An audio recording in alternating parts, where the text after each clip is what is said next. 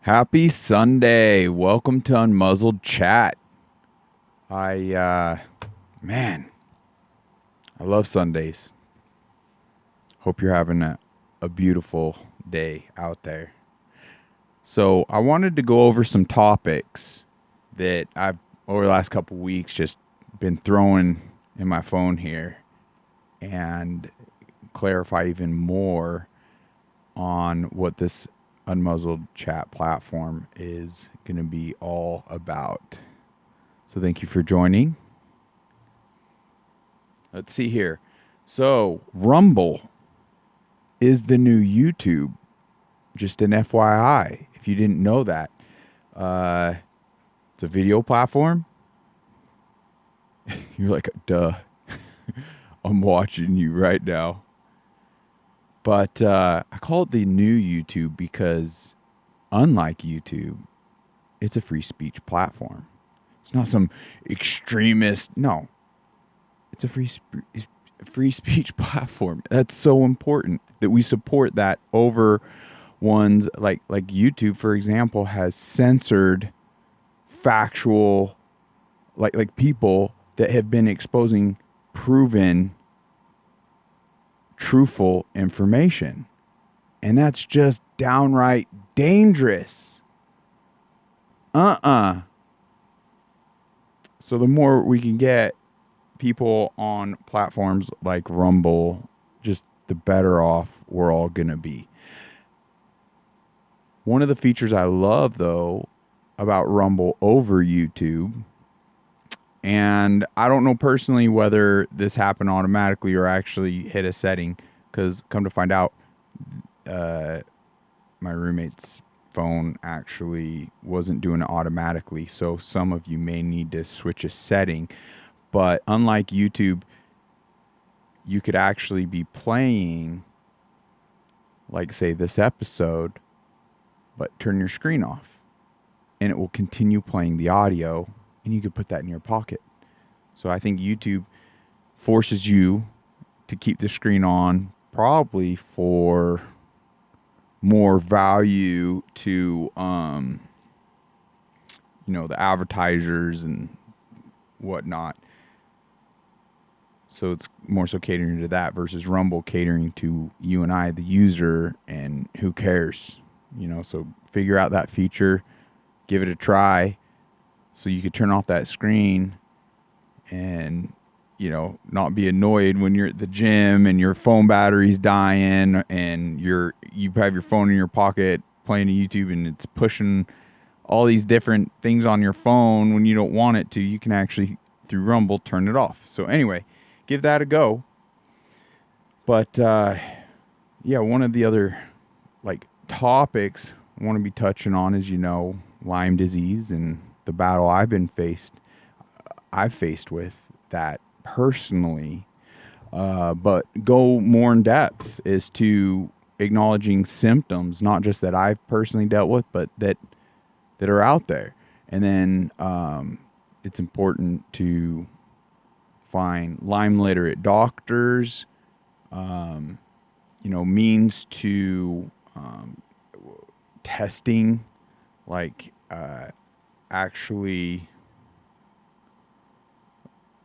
the testing behind like accurate diagnosis, but also treatments.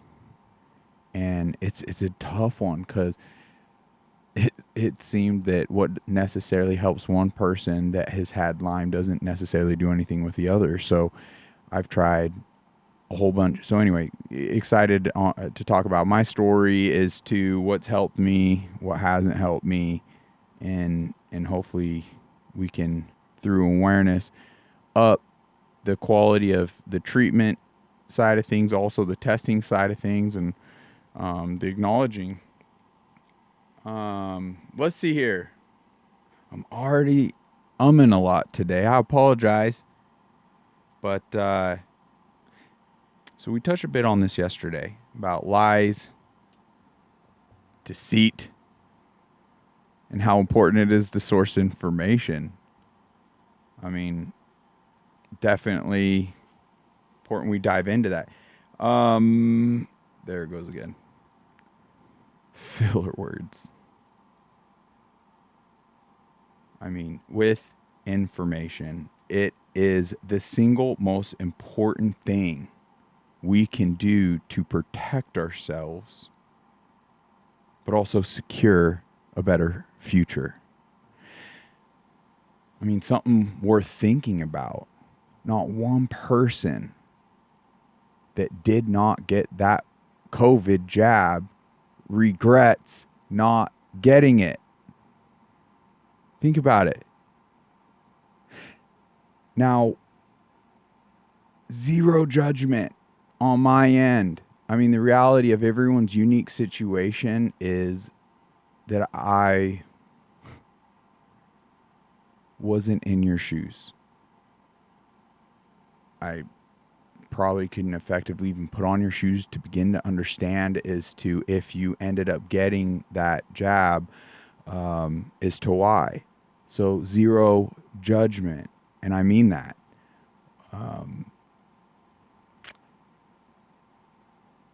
They polarized it. It was during this pandemic. It was. I mean, I can only imagine with the pressures, the lies, the manipulation that was. I mean, they attacked us from every angle. They fear, confusion, work, travel.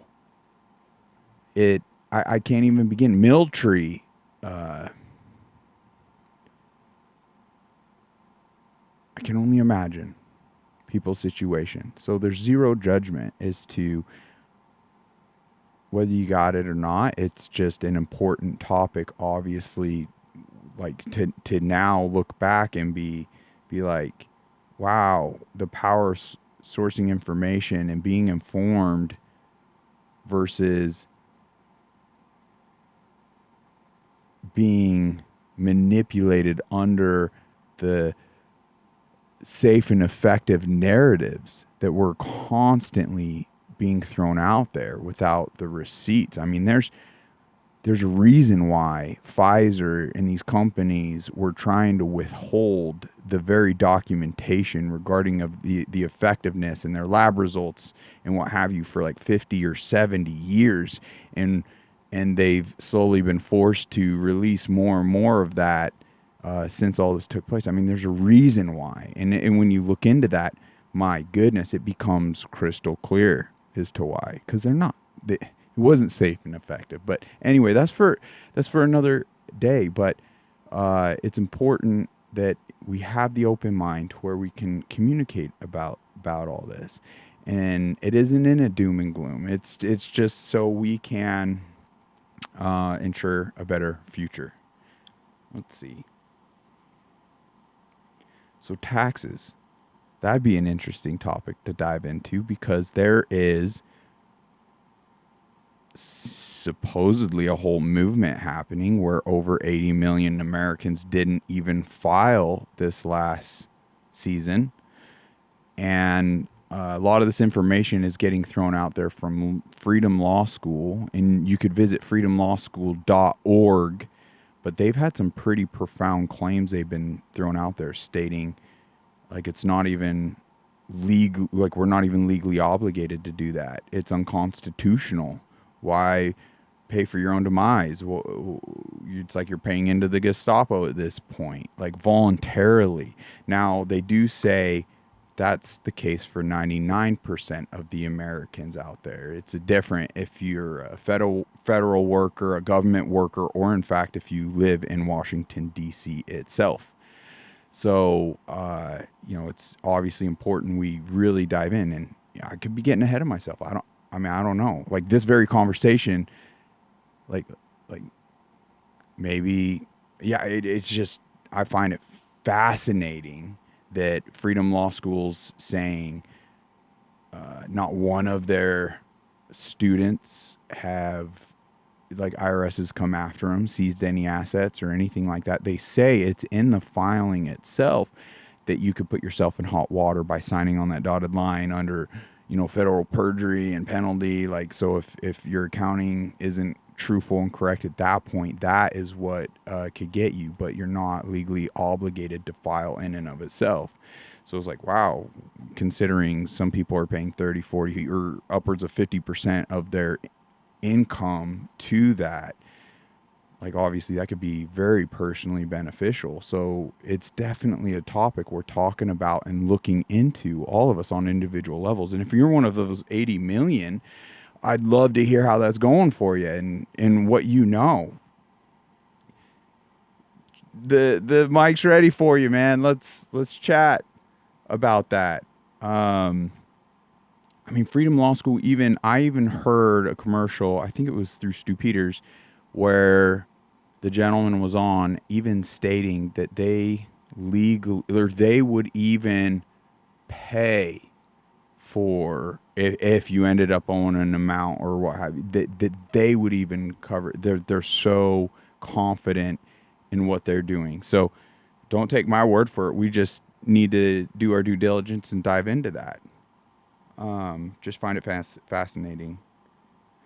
So polarization. What, who, why? My notes are ridiculous. But, like, what is being polarized? Being able to effectively acknowledge these topics and everything in this life as it's getting polarized, and who's doing it and why is it being done, can bring clarity as to whether it's important or just smoke and mirrors, if you will. All right, now, disclaimer, this next one is my personal story. And I'm not trying to steal anything on anyone. But I feel as though, well, I got to give all glory to God because all roads lead to God. And some people may be like, oh, you're one of those. No. And wanted to now. It's like, don't draw that line in the sand. We don't know what we don't know, right? I think that's going to be one of our mottos here on Unmuzzled Chat. That we're to stay humble, meek, and I mean, if there's any purpose for us while we're here, is to seek truth, to seek the meaning and purpose behind everything. So don't cut yourself short. There's a reason why me, and I'm sure many other individuals, obviously, continually pursue God and spend time on their knees and the Bible, and there's a reason for that. Like, my life has been blessed personally. Like, miracles have truly taken place, and I'm excited to dive into all that.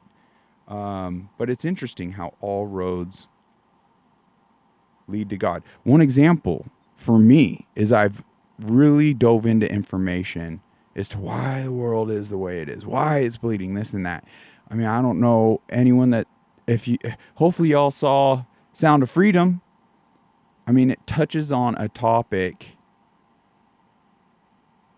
of child sex trafficking, and it's so horrific, so evil. I can personally see, yes, humanity, we have bad actors, there's bad apples, so to speak, but generally speaking, I don't believe mankind to even be naturally capable of such evil. So it literally is like, you actually do your due diligence and look into some things, it's like you end up staring the devil in the face. It's downright scary. But the silver lining, the beautiful road that presents itself in that very moment is, well, if Satan's real and you're looking him in the face, what does that mean about the other guy? And so you start going down that road, and it becomes like, it can be a faith building experience even in of itself. So that's just an example as to like how all these roads can lead to God.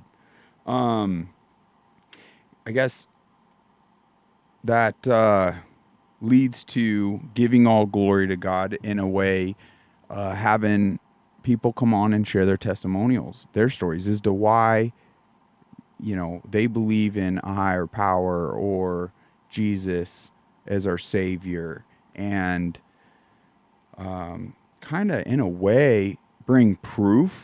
Not that we're just trying to come from a place of see, proof. No, coming from a place of authentically sharing to hopefully, hey, trigger individuals to seek that answer for themselves, because those that know and continually to pursue, like they just know how they've been blessed, and through, if we have that effect of triggering with individuals to seek that for themselves, how they could be blessed. And it's just so beautiful. I'm so excited. All glory to God. Intention of podcasts, we've kind of covered a lot of that and a lot of these topics. It's essentially just to have these conversations that bring light, growth, peace, happiness, unity,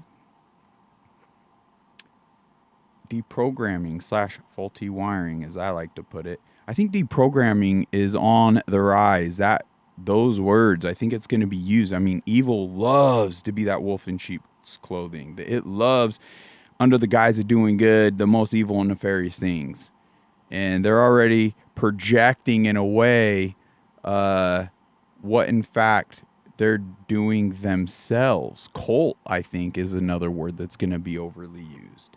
And to me, words mean something, and I hope I don't overuse them in such a way where it's taking away the value. And I apologize, and that's why I'm so excited to just grow and do more of this, to where I'm facing those personal challenges head on, and hopefully it won't be dragging you guys through the mud as I achieve that refinement. Who knows? But thanks for bearing with me. Information is key. It's kind of same as we're touching on. Our greatest tool, but it's also evil's greatest tool. That's one worth pondering and thinking about.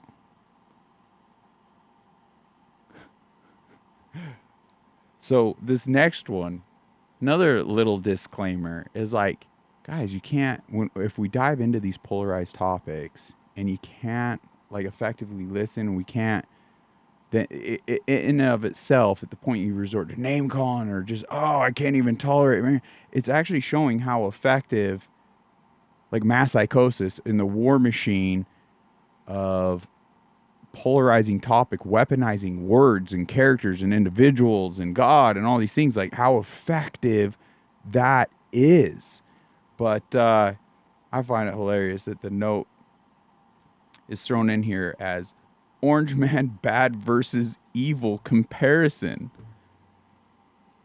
Let me just dive into a quick story on this. I had a Let's Go Brandon shirt on. I was heading into a grocery store. There's a gentleman that was just walking by, and he kind of just yells out, or he specifically yelled out, "What about the other guy?"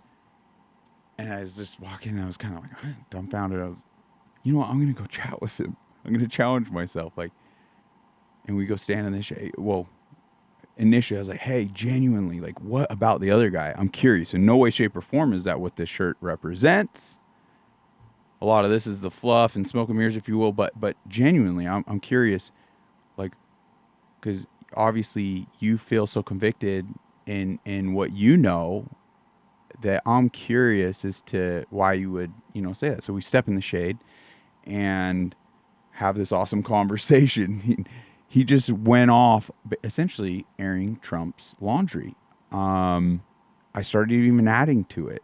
Like, yeah, well, what about this phrase he said that was so controversial? And seemingly, like, it kind of became this fun bash Trump sesh to an extent. But it wasn't, I mean, not from me, not in a judgmental place, because who am I to like cast stones at the man, so to speak, of, but this guy obviously.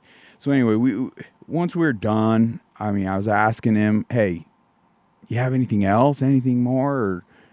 And I said, okay, well, once we effectively did that, I just was like, well, to get back on topic as to what this shirt actually represents, Mr. Joe Biden,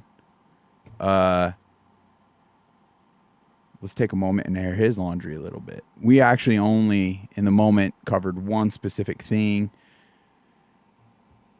that I believe him to be a pedophile. I mean, define pedophile.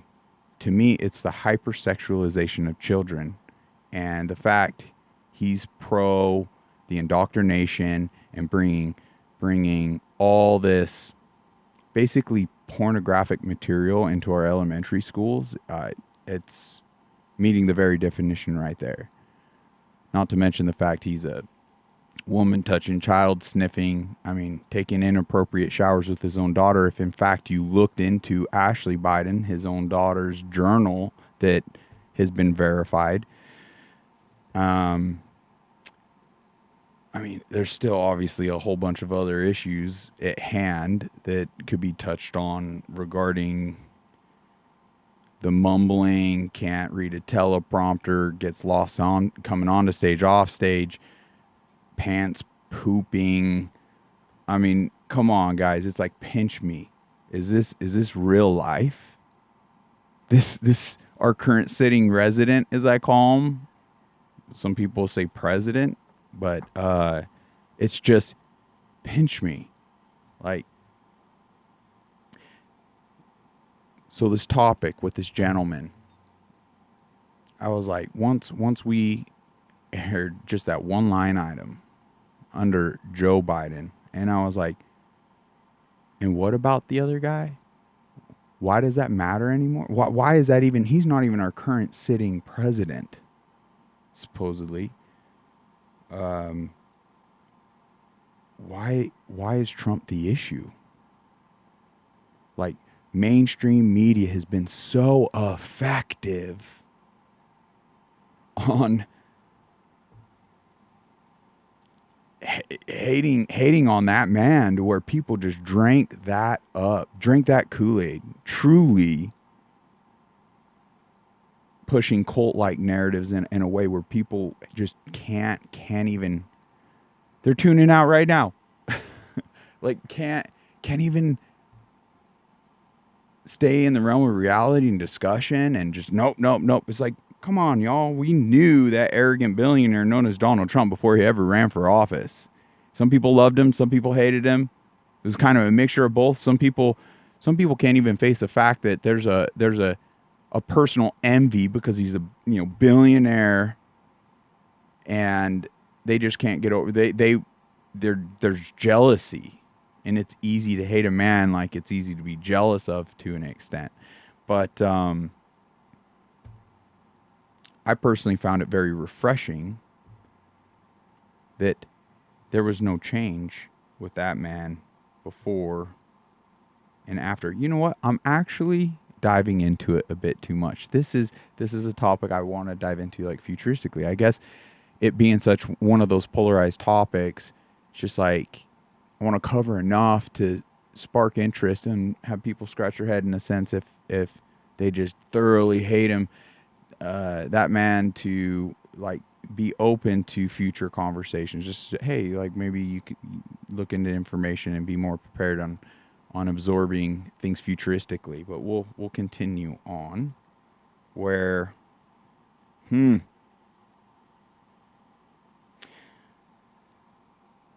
it's been said that the technology exists to control the masses. Klaus Schwab specifically said, I heard it with my own ears, that we're a bunch of useless eaters that will own nothing and be happy. He views human life less than cattle. Cattle eat and could be eaten. Human life are a bunch of useless eaters. That's not evil. I don't know what evil is. But also stated that they currently have the technology to control the masses. Now, whether it's through the information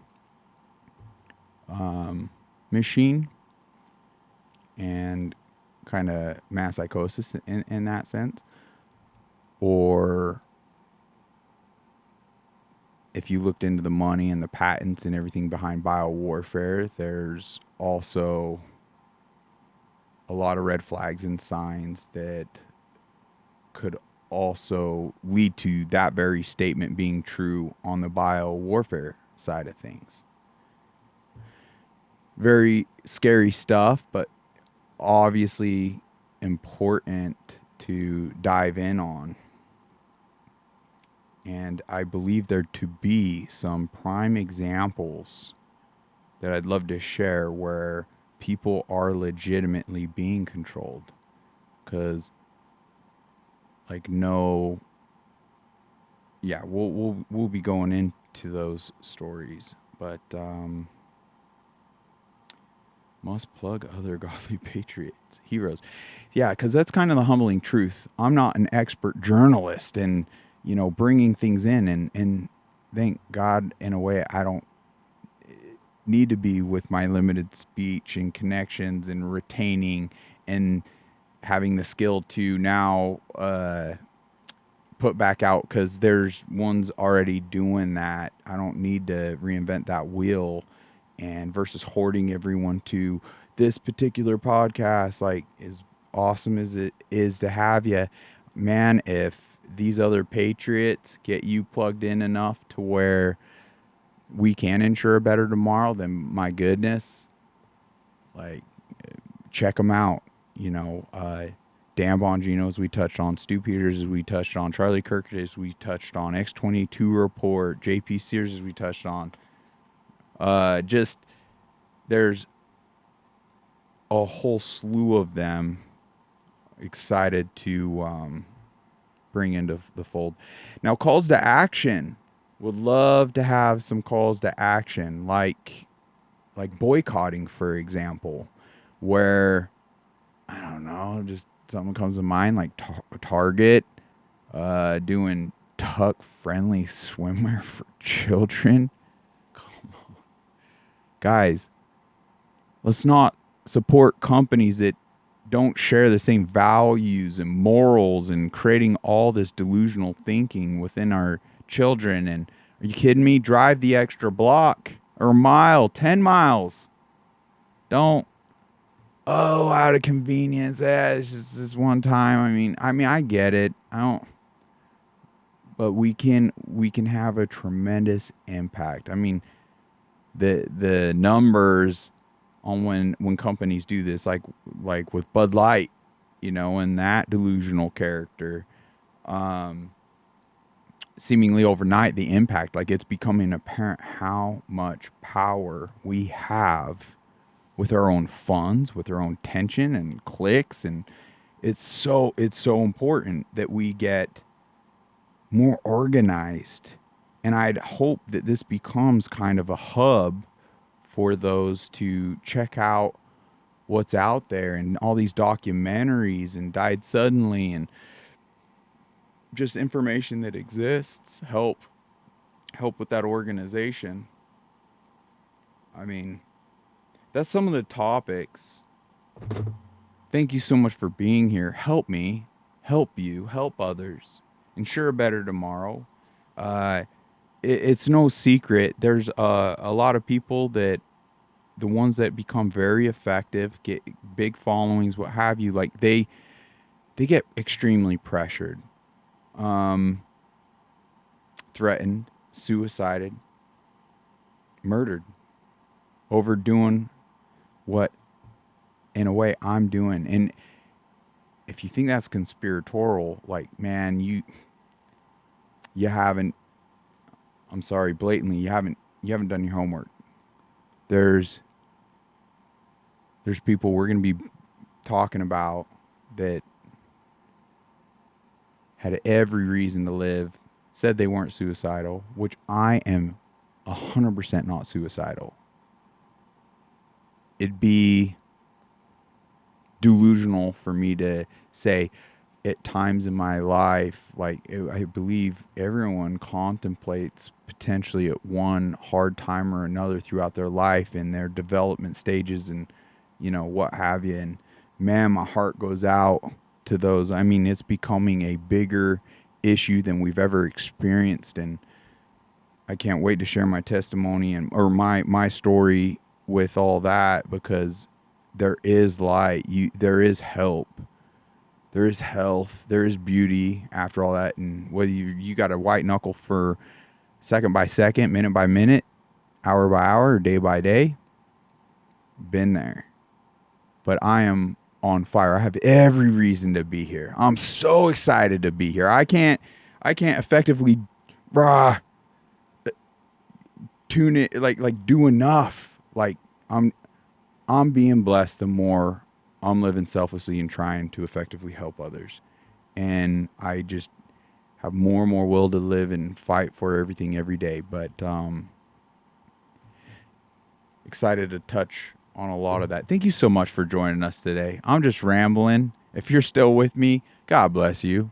No, God bless you regardless. But enjoy the rest of your Sunday, and I'm really excited to spend more time with you next time. Take care.